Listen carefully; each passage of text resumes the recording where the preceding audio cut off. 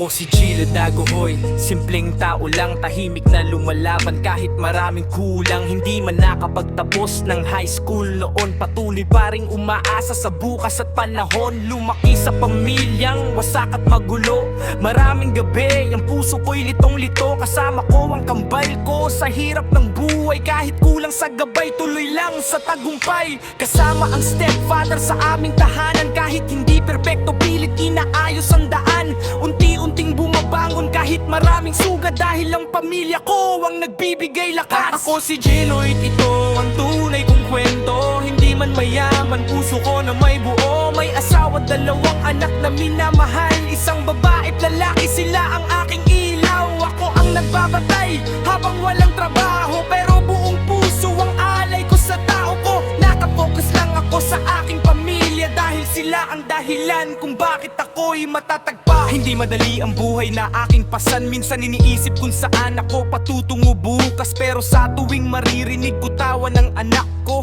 parang nawawala lahat ng pagod ko. Hindi man maranya ang aming tahanan, punong-puno naman ng pagmamahalan. Kahit kapos minsan at maraming problema, hindi ko iiwan ang aking pamilya. Balang araw maaabot din ang pangarap, lahat ng hirap ay magkakaroon ng liwanag. Hindi man mataas ang pinag-aralan ko, may puso naman akong tapat at totoo. Ako si Gilo, ito ang tunay kong kwento. Hindi man mayaman, puso ko na may buo. May asawa at dalawang anak na minamahal, isang babae at lalaki, sila ang aking ilaw. Ako ang nagbabatay habang walang trabaho, pero buong puso ang alay ko sa tao ko. Nakafocus lang ako sa aking pamilya, dahil sila ang dahilan kung bakit ako'y makatagal. Ako si Gilo Dagohoy, ama at asawa, lumalaban araw-araw para sa pamilya.